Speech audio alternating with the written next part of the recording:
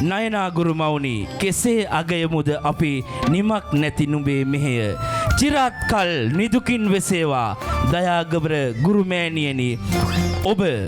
මහත් වූ සෙනෙහසින් පිදෙන මේ උපහාරය ගුරුගෙදර මුල්ලමාවිය මධ්‍යස්ථානයේ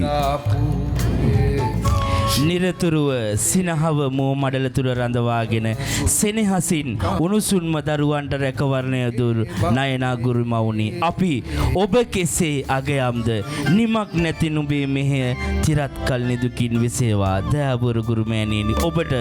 නිදුක් නිරෝගී දීප්තිමත් අනාගත කාලයක් වේවා